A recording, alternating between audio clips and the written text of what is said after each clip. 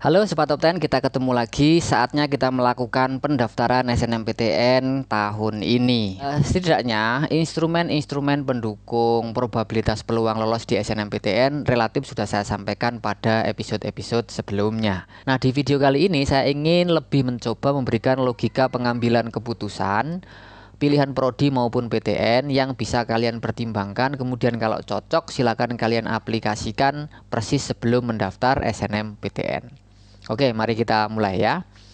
Di masa pendaftaran seperti saat ini, kata tepat pilih prodi atau tepat pilih PTN bisa dikatakan adalah konsep buruan calon pejuang SNMPTN. Namun ingat, kadang-kadang kata tepat pilih itu sendiri yang kemudian kita pakai menjadikan kita malah berpotensi salah pilih. Nah, kok bisa? Kalian sadar nggak sih? Tepat pilih menurut kalian bisa saja dinilai salah pilih oleh LTMPT. Kita kulik data sederhana. Fakta 2021. Dari 854.599 peserta kala itu, sebanyak 110.459 calon mahasiswa dinyatakan lulus SNMPTN 2021. Nah, setidaknya LTMPT menggunakan 8 komponen untuk memastikan lembaga ini tepat pilih mahasiswa baru. Nah, bisa dikatakan yang tidak lolos sebagiannya adalah mereka salah pilih. Setiap tahun, sebagian calon peserta SNMPTN ingin memastikan pilihan mereka itu diyakinkan sebagai pilihan ideal. Namun, seketika tidak jarang mereka itu kemudian protektif banget dengan berbagai motif dan alasan kala diberikan opsi lain di luar prodi yang sudah dia incar itu. Apalagi jika opsi itu adalah prodi yang tidak dikenalnya, tidak disukainya, atau mungkin secara penilaian pribadi dia adalah sebuah prodi yang tidak punya nilai gengsi atau prestis. Nah, satu contoh sederhana ya.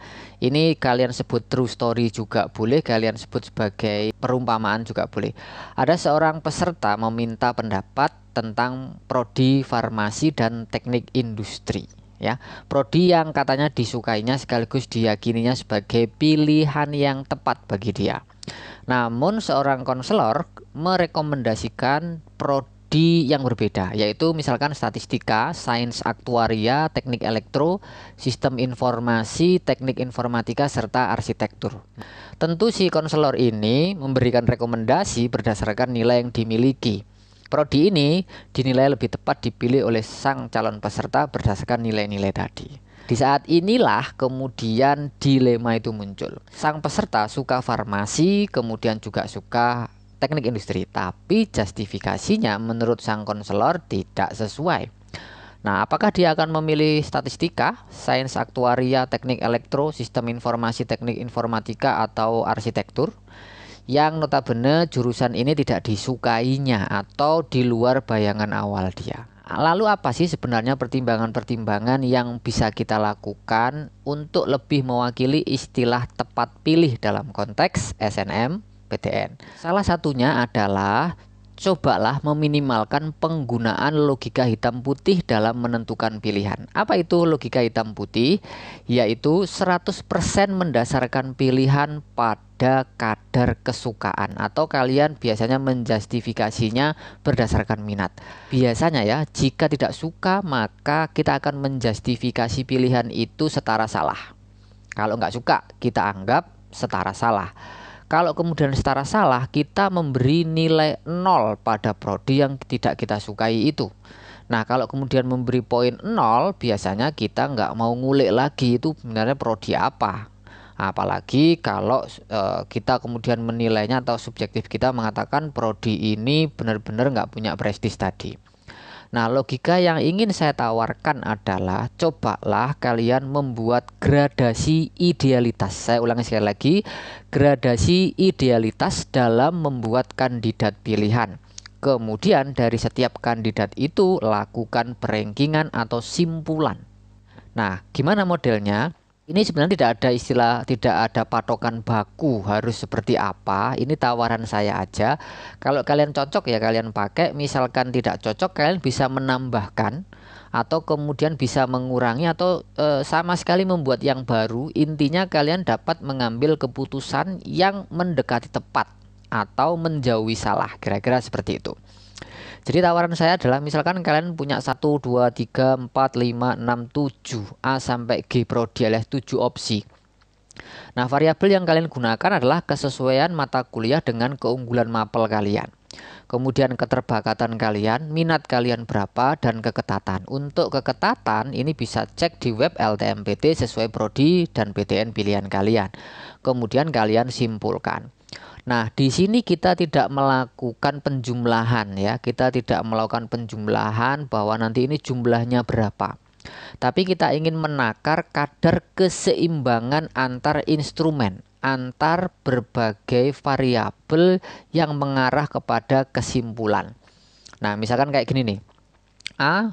Kesesuaian antara mata kuliah sama mapel adalah 50. Nah, angka 50 dari mana? Angka 50 adalah kadar subjektivitas kalian yang paling optimal, alias kejujuran dari pemikiran kalian. Ya, kalian bisa menakar diri kalian sendiri kan pastinya, sehingga kalian bisa membuat nilai berdasarkan subjektivitas yang paling objektif yang kalian miliki. Jadi jangan kemudian karena suka banget kemudian kalian mengaburkan variabel-variabel atau penilaian atas setiap variabel yang ada di sini. Jadi ini kejujuran menurut kalian ya. Kejujuran akan menciptakan semacam keputusan yang lebih tepat. 50 bakatnya 10 ya, kemudian minatnya 90. Dari sini kita melihat antara instrumen itu tidak seimbang. Nanti keketatan jangan dipakai dulu. Ini kita pakai nanti ya. Kemudian 60 40 60 seimbang 4. Kemudian 70 45 55 seimbang 3. 60 50 50 paling seimbang yaitu 1. Kemudian 70 80 20 kemudian tidak seimbang. 80 60 40 juga seimbang 2, serta 60 10 90 tidak seimbang. Nah, mungkin kalian bertanya, kenapa kemudian apabila minatnya lebih rendah, bakatnya lebih tinggi, kita beri ranking yang lebih tinggi? Nah, di sini kita harus paham bahwa LTMPT menilai setiap peserta SNMPTN berdasarkan keterbakatan sang peserta itu yang direpresentasikan dengan nilai yang dimiliki. Mereka menentukan, mereka itu LTMPT ya, menentukan kualifikasi peserta dari keadaan nilai kalian sebagai peserta. Nah, ini tidak boleh diabaikan ya, karena target kita pengen lolos ya berarti harus mengikuti berbagai instrumen atau syarat ketentuan yang ditentukan oleh LTMPT. Jadi bukan berdasarkan karena kita suka banget atau benci banget. LTMPT nggak melihat itu. Kalau kalian milih dianggap minat, lalu dicek bakatnya berapa. Sehingga jika bakatnya lebih gede, maka rankingnya juga lebih besar. Itu pertimbangannya. Nah, setelah dilakukan eliminasi, maka akhirnya kita menemukan 4 prodi yang menjadi kandidat utama, yaitu B, C, D, dan F. Yaitu yang paling seimbang, seimbang 2, seimbang 3, dan seimbang 4. Setelah ini apa yang harus dilakukan? Kalian cek nilai kalian itu berapa, lalu uji nyali kalian itu seberapa tinggi. Intinya memilih 2 di antara keempatnya sudah mewakili istilah tepat pilih. Jadi kalian harus membuat gradasi-gradasi idealitas. Kadang-kadang idealitas itu tidak harus 100%. Dan saya ingin juga memberikan kepada Anda challenge pemikiran. Apakah pilihan ideal adalah pilihan yang hanya menggunakan kadar minat saja? Tentu tidak. Harus ada berbagai instrumen lain yang kemudian menjadikan pilihan kalian itu sedemikian rupa objektif terhadap diri kalian sendiri, sehingga pemilihan kalian itu menjadi lebih tepat. Jangan sampai subjektivitas kalian lebih tinggi yang kemudian sebenarnya kalau kita mau nilai kadar pemilihan kalian itu sebenarnya didasarkan oleh ambisi, bukan oleh data dan fakta diri kalian sendiri. Untuk itu, ketika kalian sudah menemukan 4 prodi, anggap saja 4 prodi seperti ini ya, kalian pilih 2 diantaranya pun sudah benar. Mau yang paling seimbang dan seimbang 2 boleh, seimbang 4, seimbang 3 boleh, paling seimbang 1, seimbang 4 juga nggak ada masalah. Intinya kalian sudah mendapatkan prodi-prodi prodi yang mewakili keterbakatan kalian, minat kalian, kesesuaian kemampuan kalian, dan tentu saja pilihan-pilihan ini mendekati tepat pilih baik menurut kalian maupun menurut LTMPT. Nah, gimana kalian kira-kira bisa menerapkannya? Kalau cocok pakai, kalau kemudian tidak cocok ya kalian cari metode lain yang lebih cocok. Atau mungkin gak usah apa-apa, pokoknya milih sudah, semoga ya itu juga boleh ya. Tapi tawaran dari saya adalah seperti ini.